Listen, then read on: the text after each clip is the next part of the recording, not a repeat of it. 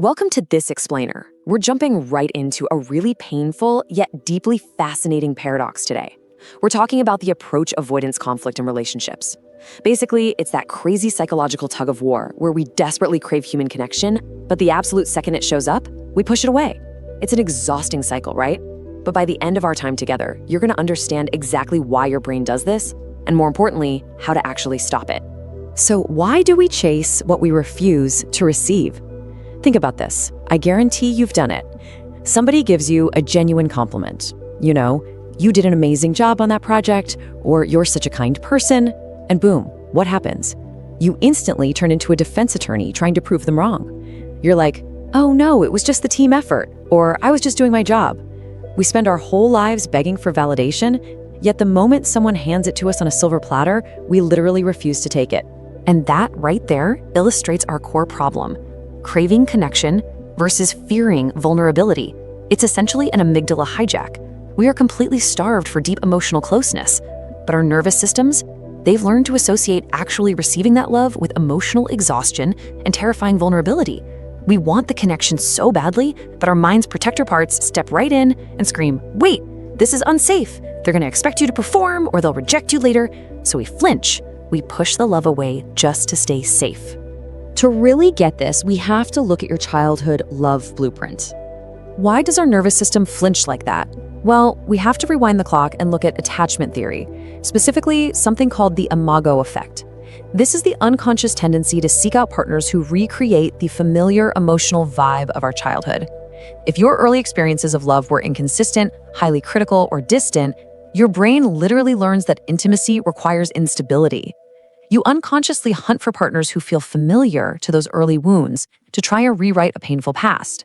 It's like your subconscious is saying, if I can just get this unavailable person to love me, it finally proves I'm worthy.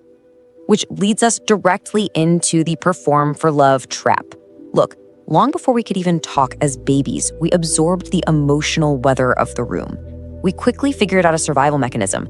Be good, don't cause trouble, perform well, and you'll be rewarded with love. We tied our entire self-worth to our performance. Fast forward to today, and receiving unconditional love, stuff you didn't have to work for, feels super suspicious.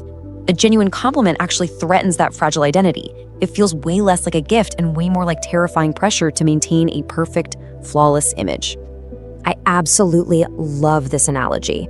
It's like the ego is living in a tiny studio apartment, and someone shows up with a king-size bed. It perfectly captures why you deflect praise.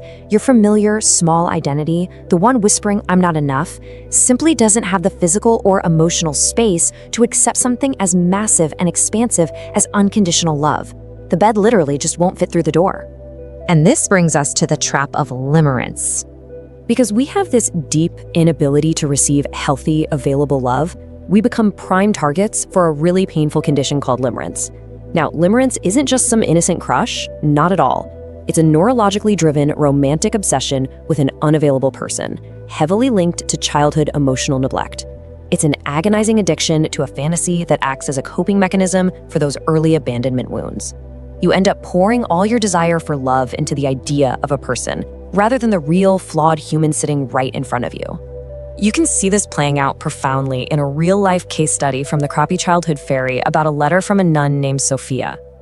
When Sophia was just 20 days old, her mom became severely ill, and she literally had to be sent away and breastfed by a neighbor.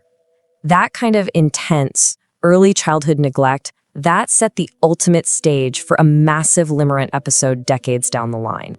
Fast forward, and Sophia is living her adult life as a nun.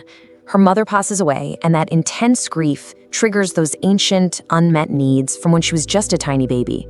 After her mother's death, despite her vows and a 17-year age gap, Sophia developed a devastating obsession with a younger man she was mentoring.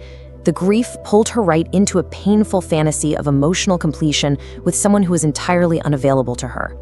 Her heartbreaking words capture the absolute true essence of limerence. She wrote, "It's like a curse. I feel like I'm a bottomless sack. Nothing he could say or do will fill this deep, hurtful feeling." That right there is it. It's not actually about that younger man. It's her brain desperately trying to fill this vast, agonizing void of childhood neglect. And the real tragedy is that no romantic partner can ever reach back in time and fix that original wound. So you might be wondering, why do our protector parts keep choosing unavailable people? Well, paradoxically, the unavailable person is safe. By fixating on someone who's married or distant or just never going to choose you, it maintains plausible deniability. It perfectly avoids the vulnerability of a real relationship, completely protects your ego from true rejection, and allows you to safely project your ideal romantic movie onto them. Subconsciously, those massive barriers keep you completely shielded from the messy reality of actual intimacy. Let's shift gears and talk about why chaos feels like love. This is a massive light bulb moment for why we consistently reject stable, kind partners and run full speed back to emotionally erratic ones. We're talking about the thrill of intensity versus the safety of intimacy. If you grew up in an unpredictable environment, you actually learned to mistake the massive anxiety and dopamine spikes of a hot and cold dynamic for genuine chemistry. We completely confuse chaotic intensity with actual steady intimacy. So when a healthy person comes along and offers you peace, your nervous system is like, this is boring. Or even this is suspicious because it doesn't have that chaotic high you're addicted to. Psychologists call this the casino slot machine effect. Think about it. Someone leaves you on red for days. Your anxiety goes through the roof. Then, bam, they suddenly reply with a ton of affection. Unpredictable affection triggers massive dopamine spikes that your brain completely mistakes for love. Your nervous system is reacting exactly like a gambler hitting the jackpot at a casino, keeping you totally hooked on that starvation cycle. So, learning to let love in, how do we actually do it? How do we break this exhausting cycle of chasing ghosts, soothe our protector parts, and stop deflecting the affection we so desperately need? We need actionable healing. This is the path to receiving. And listen, receiving love isn't a passive event. It's an active, emotionally mature practice of micro-vulnerability. Step 1, notice the physical flinch in your body when you're praised. Step 2, acknowledge that it's just your old, unlovable identity feeling threatened. And step 3, choose to let the love land. Even if it's just 5%, let it sit there and allow that old identity to start falling away. Because here's the thing, it's not the compliment that causes discomfort, but the memory of unworthiness rising up to block it. This is a massive paradigm shift.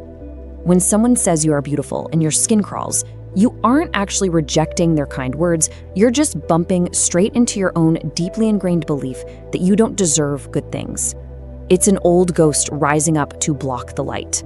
To help clear out that heavy memory of unworthiness, we can use an incredible tool for nervous system regulation, the Ho'oponopono cleansing mantra. It's an ancient Hawaiian practice of reconciliation that works absolute wonders for your inner child.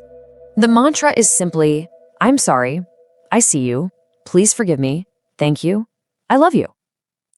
The next time you feel that urge to push someone away or deflect a kind word, internally recite this to that triggered part of yourself.